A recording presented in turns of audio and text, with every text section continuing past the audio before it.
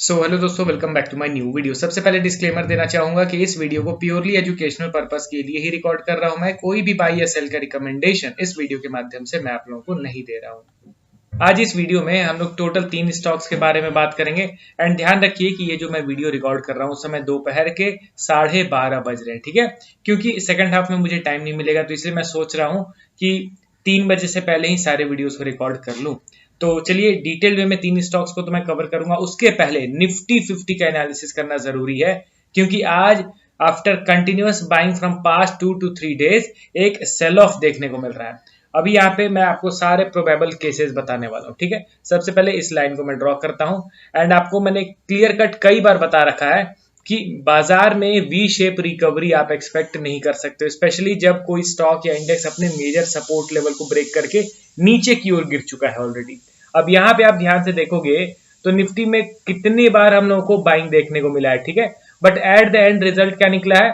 New लो का creation हो जा रहा है। यहाँ पे देखो बाइंग हुआ, न्यू लो का क्रिएशन, फिर बाइंग हुआ, न्यू लो का क्रिएशन, अगेन बाइंग, न्यू लो का क्रिएशन, एंड ये दोबारा से बाइंग हुआ है। तो आप ये चीज कैसे कॉन्फिडेंस के साथ कह सकते हो कि इस बार जो बाइंग हुआ है वो सस्टेन हो जाएगा एंड न्यू लो का क्रिएशन नहीं होगा?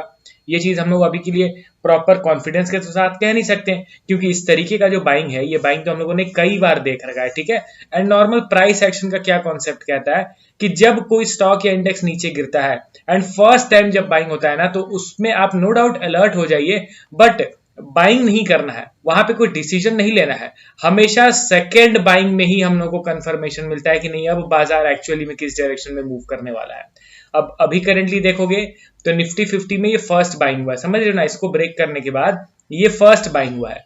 अब अगर यहां से ये दोबारा नीचे गिरता है एंड प्रीवियस लो को ब्रेक किए बगैर फिर से एक जबरदस्त बाइंग होता है, तब जाके इस बाइंग को हम लोग को इंपॉर्टेंस देना है। देखिए उस समय भी निफ्टी उसी लेवल पे रहेगा, बट यहाँ पे कंफर्मेशन मिल चुका रहेगा, समझ रहे हो ना। तो हमेशा सेकंड बाइंग का इंतजार करना रहता है। एंड दूसरा चीज आप देखोगे तो प्रीवियस पैटर्न ही समहाउ रिपीट होता हुआ दिखाई दे रहा है। यहाँ पे मैं शॉर्टर टाइम फ्रेम में आपको दिखाता हूं कि लगातार 2 दिन में शार्प बाइंग हुआ एंड उसके बाद फिर से ये धीरे धीरे करके नीचे की ओर गिर रहा है। आज गैप डाउन ओपन होने के बाद कंटिन्यूअस सेल ऑफ मिल रहा है, ठीक है। अब देखिए बाजार अभी क्लोज होने में ऑलमोस्ट 3 घंटे बचे हुए। अगर इन केस ये 3 घंटे में एक जबरदस्त बाइंग हो जाए मार्केट में एंड 23,100 के ऊपर जाके स्ट्रेंथ के साथ क्लोजिंग कर देता है, तो होपफुली हम लोग एक्सपेक्ट करेंगे कि शायद से मार्केट बुलिश हो सकता है बहुत जल्द। मगर ये गिर के यहीं कहीं लोअर लेवल पे क्लोज करता है, इट मींस ये संकेत दे रहा है कि ये जो बाइंग था ये नॉर्मल है। इसके बाद दोबारा से सेलर्स हावी हो रहे हैं, यही चीज का संकेत मिलेगा अगर बाजार लोअर लेवल पे ही इस तरीके से कंसोलिडेट करते हुए ही क्लोज हो जाता है। तो अब देखते हैं कि बचे हुए 3 घंटे में स्ट्रेंथ के साथ बाइंग होता है मार्केट में, या फिर ये लोअर लेवल पे ही जाके क्लोज करता है, ठीक है। आपका क्या पर्सनल ओपिनियन है, कमेंट करके जरूर बताइएगा। अब एक बार हम लोग बैंक निफ्टी का भी चार्ट देख लेते हैं। यहाँ पे मैं इसका ओपन करता हूँ निफ्टी बैंक, एंड इसको मैं कर देता हूँ ऑल। अब यहाँ पे आप देखिए बैंक निफ्टी के चार्ट को आप देखो तो इसका भी एनालिसिस करना जरूरी है, क्योंकि इंडिया का ये भी one of the major index है। एंड आपको पता चलेगा कि बैंक निफ्टी सबसे पहला चीज कि अपने मेजर सपोर्ट लेवल पे ट्रेड कर रहा है, ठीक है। ये मेजर रेजिस्टेंस लेवल था, ब्रेकआउट के बाद अभी उसी लेवल पे अवेलेबल है। एंड इस लेवल पे हम लोग को बायर और सेलर्स की एक्टिविटी को थोड़ा सा क्लोजली ट्रैक करने की जरूरत रहती है, ठीक है। तो टाइम फ्रेम में यहाँ पे छोटा करता हूँ, आपको क्या दिख रहा है, सेम निफ्टी की तरह इसमें भी 2 दिन से जबरदस्त बाइंग हुआ था एंड आज ये नीचे की ओर गिर रहा है। एंड जो निफ्टी में एक्सपेक्टेशन है कि आने वाले 3 घंटे में कैसा बिहेवियर होगा, वही डिसाइड करेगा कि आने वाले वीक में कैसा मोमेंटम हो सकता है। वही सेम चीज हम लोग इस पर्टिकुलर इंडेक्स में भी अप्लाई करेंगे, ठीक है। अब चलिए बढ़ते हम लोग स्टॉक्स की ओर। पहला स्टॉक हमारे लिस्ट में आपके सामने है Prince pipes and fittings limited. Currently देखा जाए तो 4% के करेक्शन के साथ 221 के लेवल पे करेंटली ट्रेड कर रहा है। अब इसमें भी पिछले कुछ वीक में जबरदस्त वोलेटिलिटी क्रिएट हुआ था एंड यहाँ पे मैं इसका अब एनालिसिस करना चाहूंगा आप लोगों के साथ कि फाइनली स्टॉक ने अपने सपोर्ट का ब्रेकडाउन कर दिया दोस्तों। जिस सपोर्ट पे अच्छा खासा ये बेस बना रहा था, उस सपोर्ट को स्टॉक ने ब्रेकडाउन कर दिया। तो अब मैं यहाँ पे एक मूव एक्सपेक्ट नहीं कर पाऊंगा, मतलब कि जो ये होप क्रिएट हुआ था ना कि शायद से स्टॉक का भी बेस बनने वाला है, यहाँ से अब नीचे नहीं गिरेगा, वो होप मेरा टूट गया मेजर सपोर्ट के टूटते ही। तो अब यहाँ पे फर्दर न्यू 52 वीक लो का क्रिएशन हो जाए, बट इंस्टेंट अगर बाइंग भी होता है तो मैं बिल्कुल भी इंटरेस्ट अपना शो नहीं करूंगा, क्योंकि सपोर्ट के नीचे ये स्टॉक आ गया। ठीक है, तो बेसिकली अब इस स्टॉक को फिर से इग्नोर करने की बारी आ चुकी है।